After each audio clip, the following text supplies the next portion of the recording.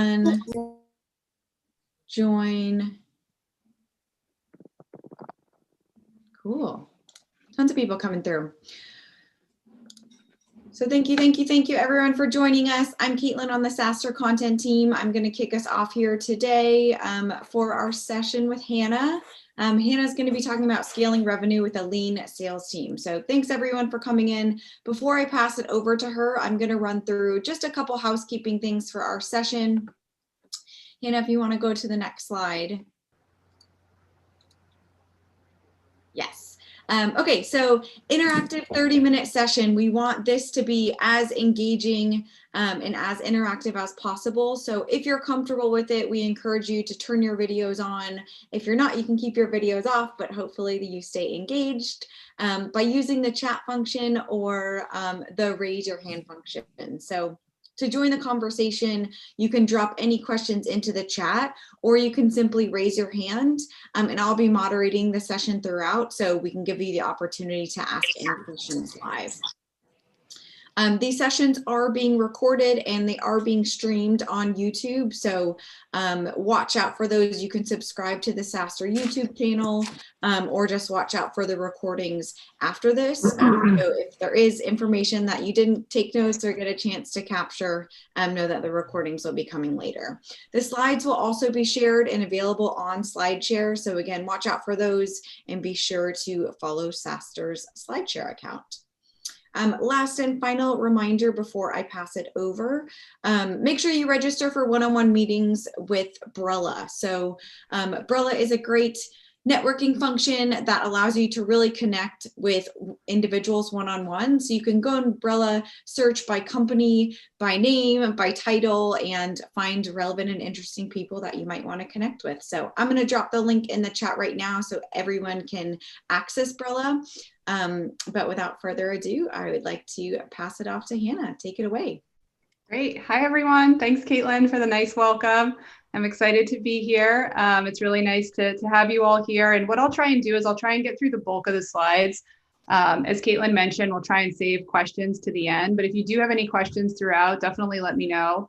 And I can try and pause and especially clarifying questions. Okay. So with that, I will jump right in here.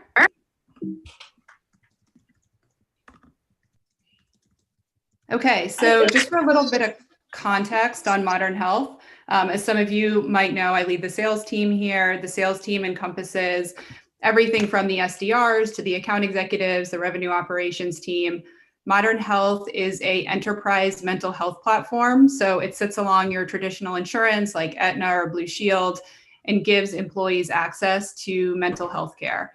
And so it connects you with digital programs in terms of burnout and resiliency. It also connects you with professional coaches and clinical psychologists. We've had very fast growth. There's been a trend, I think, in the past 5 years to offering employees mental health benefits, but certainly accelerated the past year here. We've grown 20x. We've added over 150 enterprise customers, some of the names on the bottom. Let's see what else I could tell you about Modern Health. In terms of our sales structure, I think it's a pretty straightforward sales structure. We have a team of account executives. We have a team of SDRs. We also have a partnerships channel, which for us means primarily selling through benefits consultants. And so before Modern Health, I was the head of sales at Rainforest QA, which was a developer platform. Before that, I was at Zenefits. I was in consulting for a long time. And just a caveat here is that actually most of the things I'm going to be talking about are things and mistakes that I've made in the past. So looking forward to sharing those with you and hopefully giving you some tips on things to avoid. But one of the things I really wanted to do when I got to Modern Health was build a really lean sales team. I'd worked at very high growth companies before, and a lot of the mistakes that I was making were things around hiring too quickly. And I saw some of the negative repercussions that had, which was candidly fairly painful. And so hopefully I can shed light on how to think about the size of your sales team as you continue to scale. But before I jump into the core of the content, any questions or anything in particular that you all were hoping to get out of this or I can highlight throughout the presentation?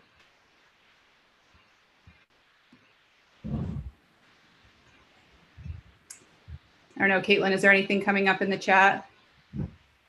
Nothing for now. We have someone joining from Australia, which is great because I know it's really late there. Oh my gosh, someone joining in from Europe. Welcome. Feel free to let us know where you guys are chiming or joining in from. But yeah, also raise your hand or let us know if you have any questions. We've got some, oh, here we go. Wow. We are niche B2B, if that helps, non-venture funded, Denver-based. You're already starting to get some questions. So Okay. I'm gonna let you take it over to your presentation so we can get to that first. Okay, sounds good. So maybe we start with just like what I've seen as traditional sales planning at a very high level. And caveat, this probably isn't how sales planning is done at all organizations, but it's some of the things that I've seen pretty consistently at the companies that I've been at. So one, typically when you're doing revenue and headcount planning for the upcoming year, you start to think about, okay, what is the overall quota coverage I need for my account executives? And so at a very high level, you're adding up the quotas of all of your account executives, and you typically have that be like 120% of the quota you're trying to get to and the revenue targets that you're trying to get to as a team and as a company. In addition to that, as I've done planning before, it's also been built on very aggressive top of the funnel assumptions and metrics. And I think I fall into this trap that it's like, well, of course we'll get those leads. We'll find a way. And then the third thing is oftentimes buffers are built in for, board commits and things like that. So if you're thinking, okay, I want to get to 50 million in ARR, that's what I'm communicating to our board. Let's actually build the sales plan and build the headcount plan to get to say like 55 or 60, which sounds, I think on the surface, really safe because you're building in all of these buffers for yourself. Although on the flip side of that, there is a downside. Obviously the downside can be overhiring. I've been at companies and, I've seen this happen. And I think there's a couple of misperceptions that people have with hiring. One of them is, well, if I overhire and, there's low performers on the team, I can just downsize later, which is true, but I don't think we really think through some of the implications of that. So some of the things I'll be talking about is how we can overcome this and the downsides that there are. I think there's actually one other downside too, which is that sometimes people think, okay, it's like a simple math equation. So for every account executive that I bring on, and let's say I give them a $2 million quota, I just multiply 2 times the number of account executives. And unfortunately, that math can start to break down pretty quickly. And I'll go into that as well. So some of the things that can happen, even if you are 10% overhired in terms of account executives or, 20 or more, the first is in terms of onboarding.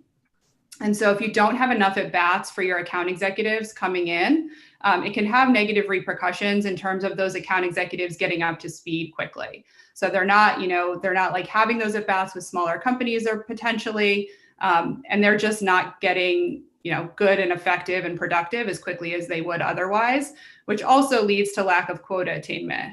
And so, if you hire these really good AEs, you spend all this time bringing these awesome AEs into your organization, and then very quickly they see a hard path to hitting quota, that has negative impacts on morale, on attrition.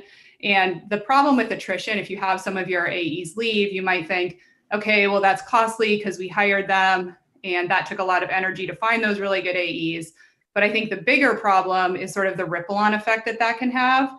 I think as most of you probably know who have been in this, the AEs tend to travel in packs. Word travels really fast about whether AEs are doing well at a particular company. So even if you have a couple of AEs leave early, it can have pretty hard consequences down the line. Not to mention the time that you have to invest as a management team to re-ramp up recruiting efforts. So I guess to make a long story short, it's really just important to think if you are going to build these buffers into your plan to make sure you're guarding against some of these negative implications.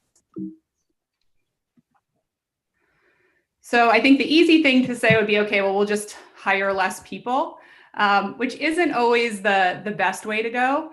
And there's also risks inherent in hiring less people, which I will also get into in a minute here. And I think one of the key things to do is ask yourself a series of questions. And so one is, will our AE capacity be a limiting factor to growth?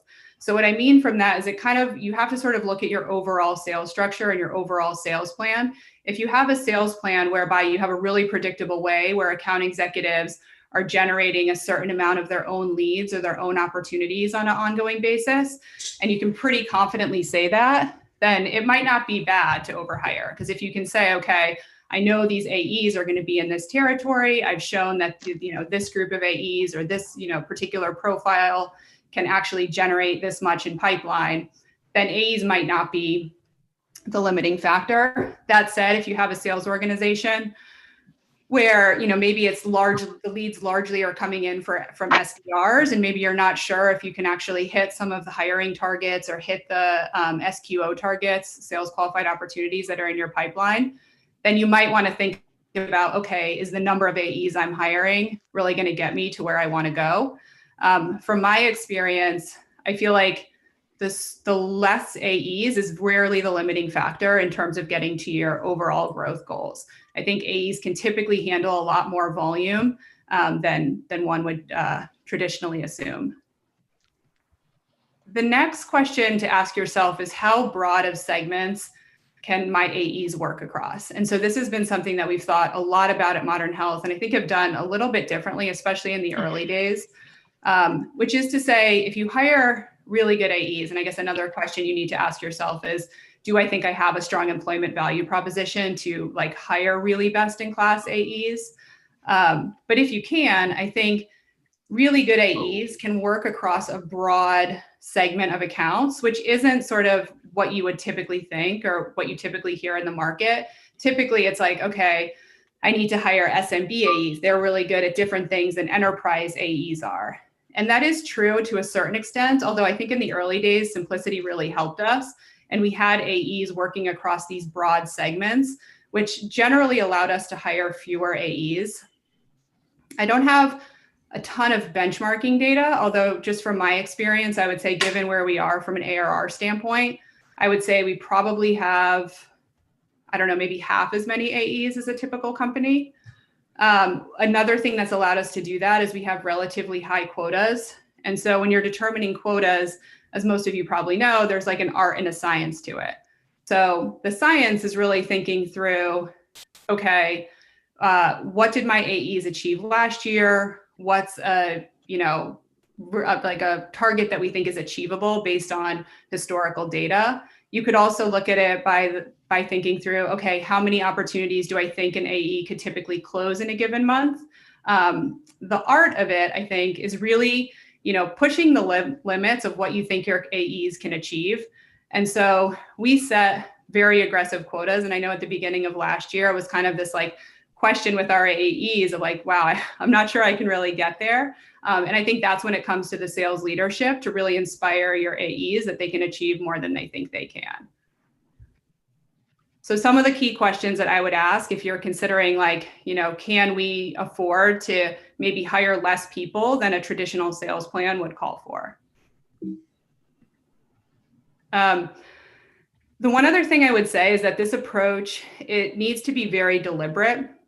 And so this is kind of sales management 101, but I've taken this for granted at previous organizations in terms of just how much needs to go into all of these three things. It's kind of like that old saying, what is it? The hardest way is the easiest way. Because these three things just take a lot of work. They're not rocket science per se, but they do take a lot of different effort. So for example, recruiting. It's important to build a really compelling employee value proposition and think about what that means for your AEs. And you'd be surprised, when I talk to account executives, and we certainly have a strong value proposition just from the mission of our company and in the mental health care space. But even beyond that, when we talk about having a lean sales team, wanting to hire really high performing AEs, wanting those AEs to make significant commission that's above market, all of those things are very well thought out because it's leading us to having a really good recruiting engine going. And so obviously, if you're going to hire less people on your sales team, you need to make sure that the people that you do hire are really strong. The second pillar to that is onboarding. I guess my only advice here, and I'm probably preaching to the choir, just don't shortchange onboarding. I think it's like natural for some sales leaders, and myself included, just to be like, okay, what do we need to do to get to the final goal? And let's just really work towards attainment. But the more that you can put into onboarding, the better. Even in the early days of Modern Health, when we were like a Series A company, we had a very structured onboarding program. We had a really built out sales playbook. What we did for our onboarding program was we had like various levels of certification that the AEs needed to go through to make sure that they, could do a discovery call, to make sure that they could do a demo. We had a list of, I don't know, like 100 common questions that AEs get. And we had an FAQ type of sign off as well. So really good onboarding is important. I think, over time you'll have like a sales enablement function doing this, but especially early days, Series A and Series B, I would really, make sure that your managers are taking ownership and responsible for the onboarding program. And then just as important is this idea of continuous learning. So, really, especially if you're in a market like ours, which, there's a lot of players in this space and our AEs constantly need to be growing and getting better. Making sure that you have a good structure in place so that you're constantly giving them feedback, that they're constantly iterating on their talk tracks and understanding product improvements and things like that. And yeah, I could go into that a lot more, but we have like weekly gong sessions. There's a lot we do to make sure that AEs are continuously growing and learning. And then this slide, I know we only have a couple more minutes here, but if you spend the time up front to do all those things and to hire the right amount of people, you can really get this like virtuous cycle going. And so I know like kind of like winning culture, it feels sort of like a cliche, although it is one of those things that's just so critical over time. I think even if you have to make changes to your sales plan to enable the winning culture, it's worth it. Like if you have to make quotas lower or whatever it is, it kind of feeds this cycle. And so I've talked about some of these things. For us, it's above market earning potential, especially when it comes to variable comp. We really want to drive a strong performance culture where high performers can be successful. For us, this has led to really strong referrals. Obviously, referrals is a great source of recruiting and can cut down on the time it takes to interview a ton of candidates. In terms of, all of this helps to bring in really high performing AEs. If you do this continuous learning and improvement, you can really drive team engagement. You definitely don't want to find yourself in a situation where you've brought on all of these good AEs and they don't have enough to do. That does not lead to a winning culture. But I think if you put the foundation in place, you can get all of these things right, and you can actually fuel growth even farther and also avoid some of the negative repercussions if you hire too many account executives. So I think the point, of the whole presentation is basically just be really thoughtful about it. Make sure that you're constantly asking yourselves these critical questions, and it's going to change as you scale. I think what we're trying to do is we're trying to keep a lean team, but obviously as we get to that next level of growth, we need to, expand into new markets. We need to hire more account executives. So, what worked for us in the past isn't necessarily going to work for us in the future. But constantly be asking yourselves, like, what are the traps that I can fall into? Because some of the ones that don't seem super big on the surface can actually, be pretty detrimental, 6 months, a year in. So with that, that's pretty much all the content that I have. I guess my parting thoughts, I'd be remiss coming from a mental health company if I didn't also touch on sales culture in the perspective of strong mental health. And I would just leave you with the last one here, which is prioritize your own mental health. Obviously, 2020 is hard. Scaling companies are hard. And even if you can just find, short little bits during the day to get outside, to meditate, to go for a quick walk, it can be really helpful. So with that, I've wrapped up the slides. I'm happy to answer any questions that come up or any thoughts that folks have. Yes, awesome. Thanks, Hannah. And I don't know if you can now see a little bit easier, but we do have a number of questions in the chat. So keep the questions coming. Hannah, I don't know if you want to start at the top and work down, but we'll leave it up to you to kind of filter through and pick which ones are best. Yeah. If you'd rather, you guys can also raise your hand and we can unmute you so we can make this kind of a little bit more of an engaging conversation and roundtable discussion. Yeah, I can start off by just by going through some of these. What's your average ACV and average sales cycle? We have a pretty broad range. We sell to companies. The smallest company we sell to is about 200 employees, all the way up to Fortune 100. So it's a very broad range right now. What platform did you use for AE onboarding? We actually didn't use a platform in the early days. We kind of built it all into docs and spreadsheets and whatnot, which we're going to change as we continue to grow, but it actually did work for us well. When we were a smaller team, let's see.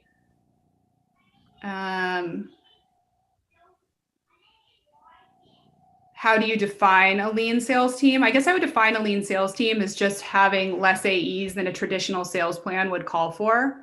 So that can be a broad range of things. Ours this past year has been exceptionally lean. The one thing, I guess the one caveat I would say is if you're doing it to save costs, that's probably not a good enough reason. Like the goal of this should be to actually scale faster. And, the goal should be to have AEs be more productive and more high performing and to be able to recruit. It's not necessarily like a cost saving strategy, although that can be a nice byproduct. Any other questions just in the moment that maybe weren't in the chat?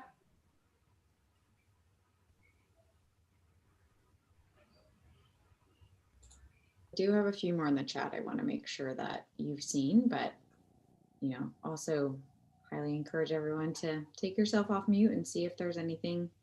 We've got the access to Hannah. I have a question I can ask. Yeah.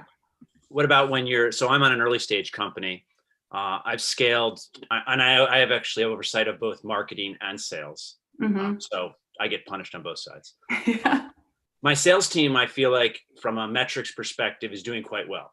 Mm-hmm. They're hired well, their conversion rates are good.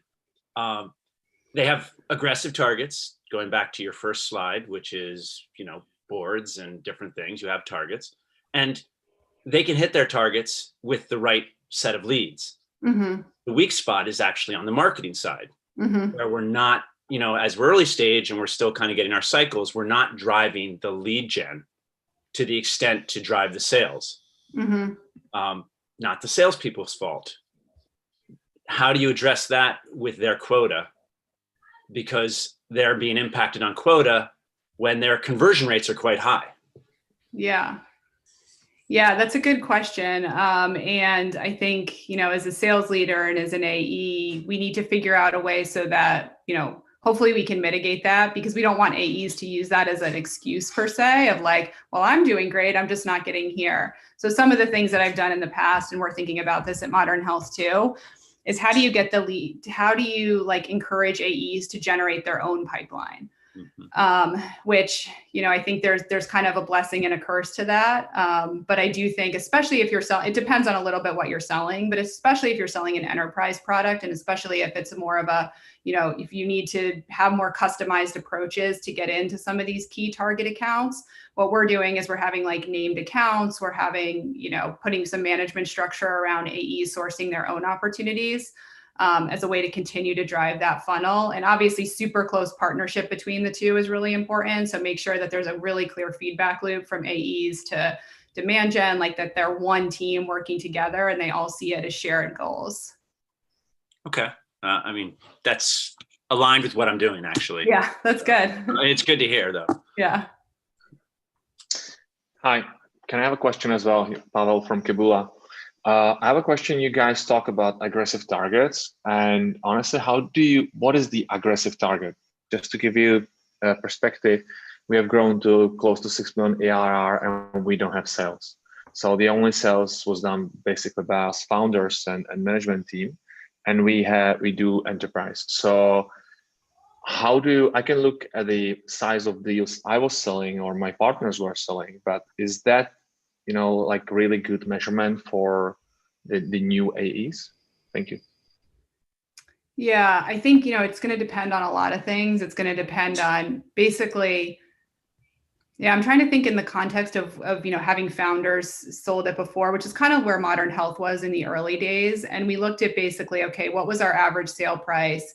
If we assume we can bring in a certain number of leads, how many of those opportunities think an AE could close per quarter? So we made it like fairly simple. And we said, okay, let's say our average sales price is 100K. Let's say we think if we can generate the leads from a demand gen standpoint, we could potentially have AEs at full capacity closing X number a quarter.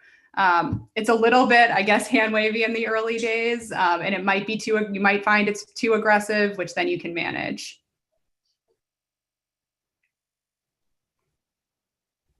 What advice would maybe you have for, oh, go ahead, Boris, sorry. Yeah, I just wanted to talk about like the metrics, like the conversion rate. Like if you have, I don't know, 10 incoming leads coming like a month, like what conversion rate you expect from E to close? Yeah. And it's important in the early days that you set up, Salesforce or whatever CRM you're using in a structured way so you can really start to measure that from the beginning, because it is going to be different for every company. I would say like general rule of thumb, once you get a sales qualified opportunity, and so that's one you deem like not just a lead, but it actually gets to the point of you've had an account executive talk with that company. They're looking for a solution. You can use various sales methodologies like BANT or whatever. But once you define something as a sales qualified opportunity to close, you should at that point have a 20% conversion rate, I would say is pretty good. If you can get higher than that, then you can just increase your sales efficiency even more. And this is pure, like this isn't like, this is, pretty much cold leads. If you have something coming in through like an inbound channel, or they've already used the product, or it's through like a partnerships channel, then you should expect the conversion rates to be even higher. Sorry, you suggested that from lead to close, 20% conversion rate? From like a sales qualified opportunity. So that's how we define it. Yeah, not just like a lead, but you actually have a call and you feel like it is a qualified opportunity. About 20% should close or more. Do you have any benchmarks on that in terms of, obviously that's going to really depend on the product you're selling, right? Mm-hmm. And to who you're selling, right? Because there's going to be huge differences if you have a complex product and in a highly competitive market. I don't know if you have any, because I've heard ranges, like 20% sounds great. Like I would be ecstatic with 20%. Yeah, I don't really have more detailed benchmarks. That's just kind of, very high level. Okay. But you're right. It's going to vary wildly. Hello? Hi, can you hear me? Yeah, I want to make sure and also your question. So do you get a chance to ask? Oh. Hannah, what did you find to be most effective during the early stages, like sort of building off of what Mark was asking earlier, in terms of getting the lead generation side of the equation up and running, particularly in the early days? Anything, for an enterprise sale in particular?